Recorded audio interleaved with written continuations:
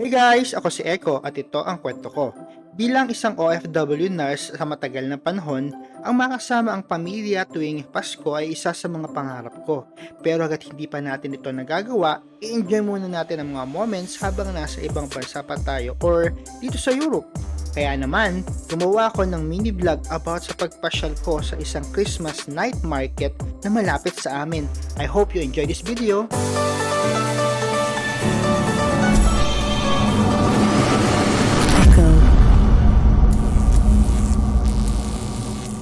Precious Willkommen.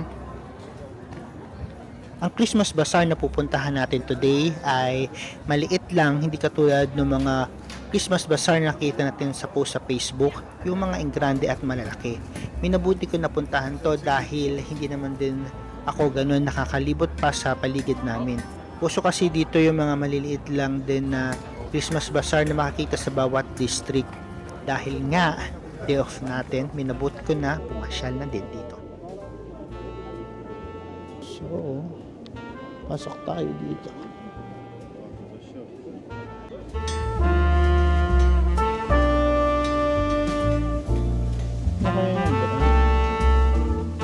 Makwento ko lang, no, nung nagbakasyon nga pala ako ng Pinas noong November, may lumapit sa akin na taga sa amin. Sabi niya, ipagpatuloy ko lang daw yung ginagawa ko kasi parang nasa ibang bansa na rin daw siya kapag nanonood siya ng mga vlogs natin. Yung ganung mga personal na interaction talaga yung nagbibigay sa akin ng drive to continue what I'm doing, char. English. So, I mean, thank you guys. Thank you.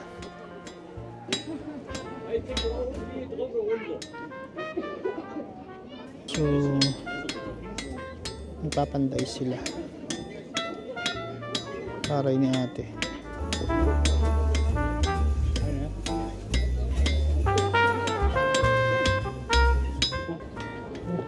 Parang maambon. So, hanap pa tayo ng ano, interesting.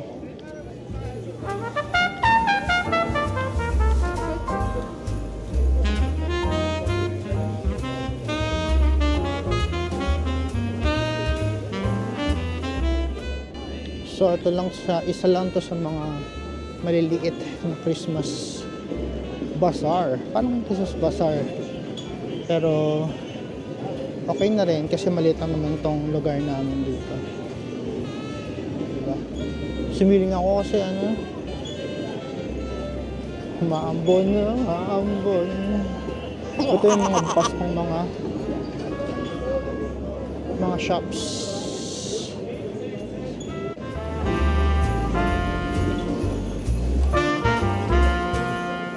Yung mga oras na nga ito ay feeling ko nagugutom na talaga ako kahit ba alas 5, alas 6 lang ito.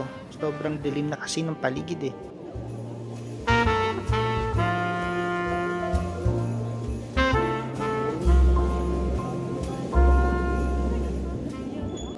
Medyo nagugutom na ako.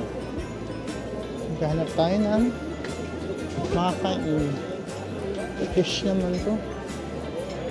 Ayoko ng fish. Gusto ko ng burger. Burger tayo. Okay naman. Hotdog. Sausage.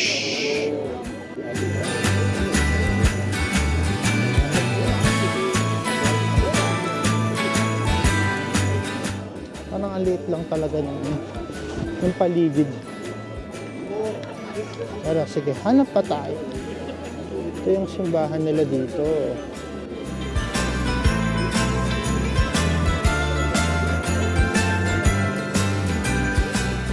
Kung mapapansin niyo yung mga setup ng booth dito, parang Pinas lang din. Ang pagkakaiba lang na talaga nila yung mismong booth attraction na. Nakakadagdag ba ng interest mo na pumunta ka sa mga ganitong Christmas market pagka maganda yung paligid? Wala lang, nasabi ko lang.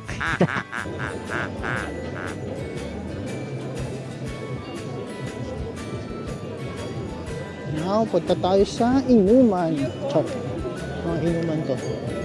Kasi sobrang lamig dito, kaya kailangan uminom. Wala akong nakabidyo.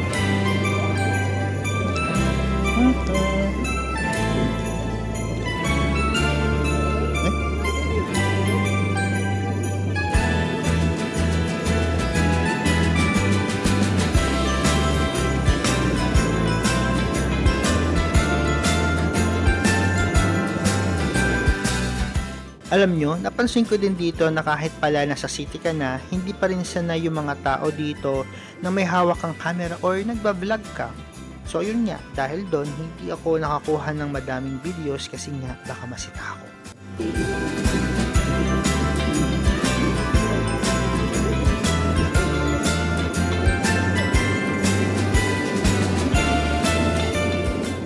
Wow, ang daming cheese.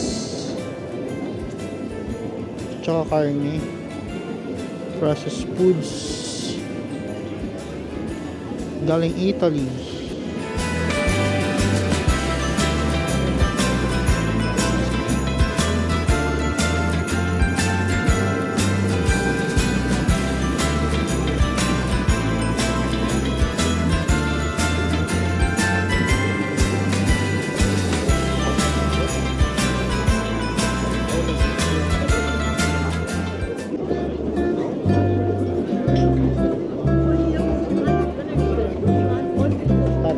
Picture ako.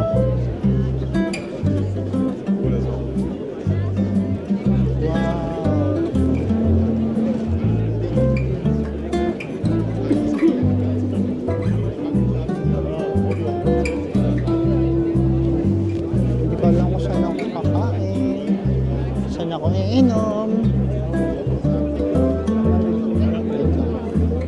Ano tayong pwesto?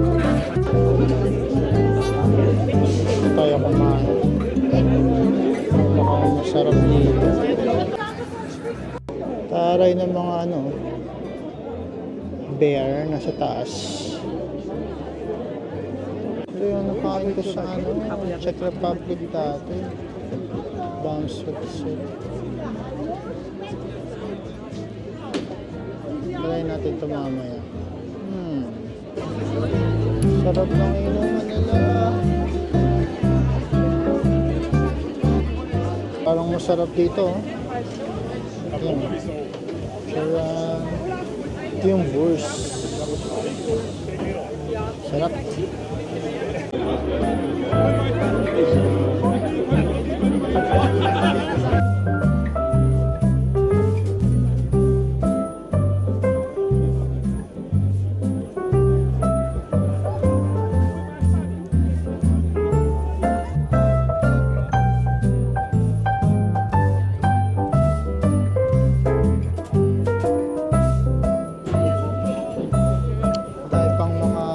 Dito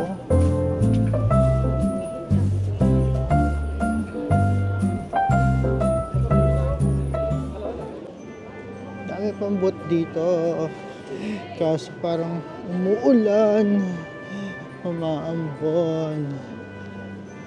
Grabe, ganda dito. Sarap, parang masarap to.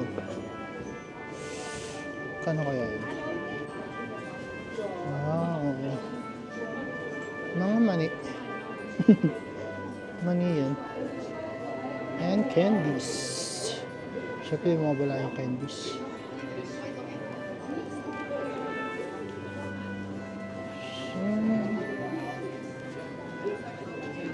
Matawin tayo dito.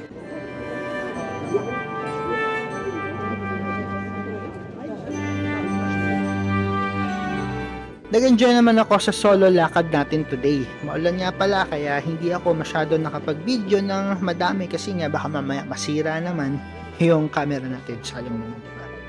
O siya, thank you guys sa pagsama sa akin. Diba sabi ko sa inyo maikli lang yung vlog na to. Pero anyway, salamat pa din sa pagsama. At dahil dyan, i-bless ka ni Lord ng madaming mananalo ka sa loto. Ganyan. Merry Christmas and a Happy New Year. And see you on the next one. Bye!